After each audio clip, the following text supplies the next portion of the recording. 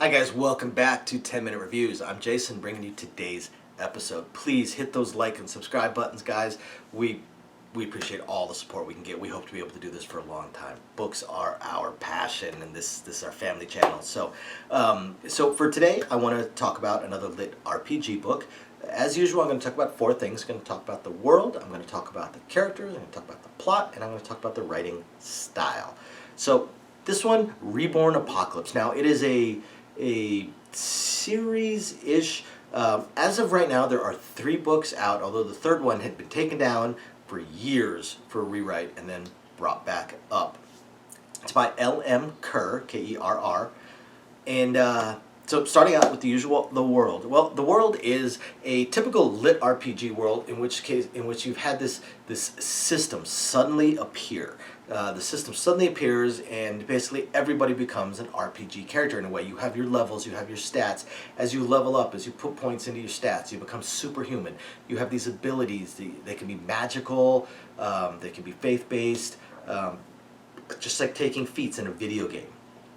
And there's actually a subgenre within the litRPG that this falls within, which is the rebirth or reborn type of books. So basically, as humanity was brought into the system, what happens is they are taken chunks at a time off the planet and put into this world with levels, different floors basically, and they need to beat it, and they're taken like 100 million at a time or 100,000 at a time, something like that. Humanity is basically just getting destroyed. And the book starts out with humanity losing. They're on the 4th floor. These guys are basically gods, and they just get crushed. They just get absolutely crushed. And the main character, Michael, so now I'm going to go into the characters. Main character, Michael, he has a powerful item that enables him to basically reset. He's able to go back in time to his original self right before the apocalypse, and but has all of his memories. So this is again a subgenre of the litRPG that is actually very, very popular. There's been a lot of books about this because it's pretty fascinating. I mean, everybody likes the idea of basically, you know, kind of not really the overpowered main character, but the main character that has the foreknowledge and knows all about the system in the game world. I mean, it's kind of like your 4th or 5th playthrough through an RPG video game. You know all the tricks, all the turns. You know where the bad guys are, where the hidden stuff is. You know what the best abilities are to take. You know how to min-max, and that's what Michael is.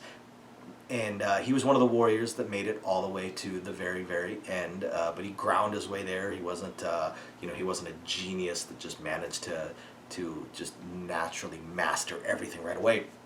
He had to grind his way. He had to learn. He had to figure it out. And he watched a lot of trials and tribulations, because each floor, sometimes parts of humanity don't move on to the next floor. Sometimes they just create a society within the floor they are on. They have their little power and power base, and they feel safe and secure, and they decide to stay there.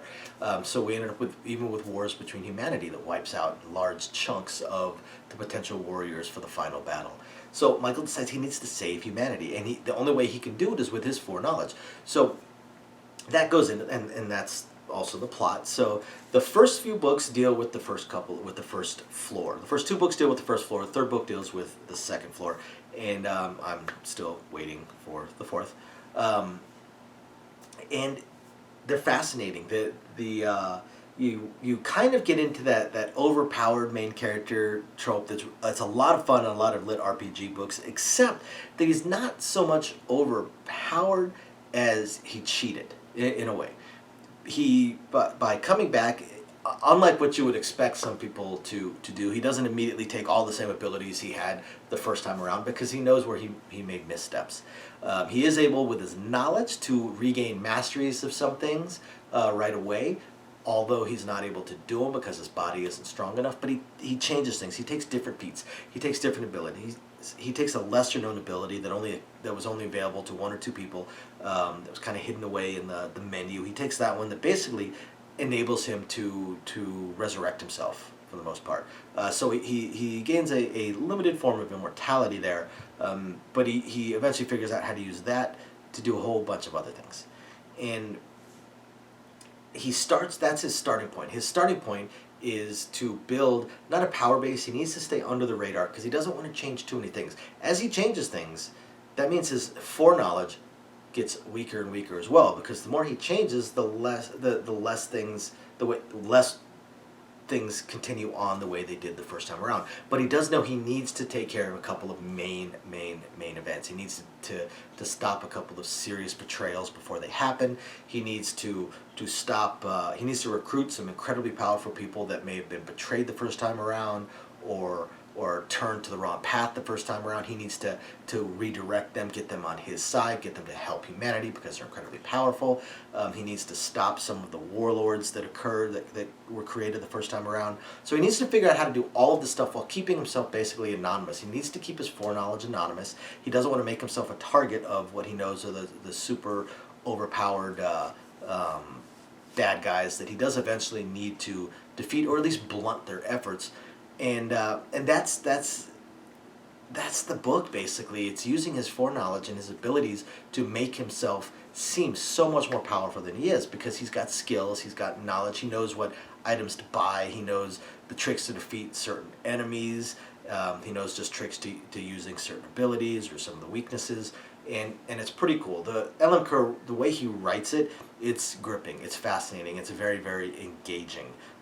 Book 3 was a little bit of a fall off, but I'm still very, very, very intrigued for book 4, so didn't fall off that much. So I'm hoping book 4 is still just as good. So guys, thank you everybody for watching. After you hit that like and subscribe button, go check out Reborn Apocalypse. That's the first book by LM Kerr.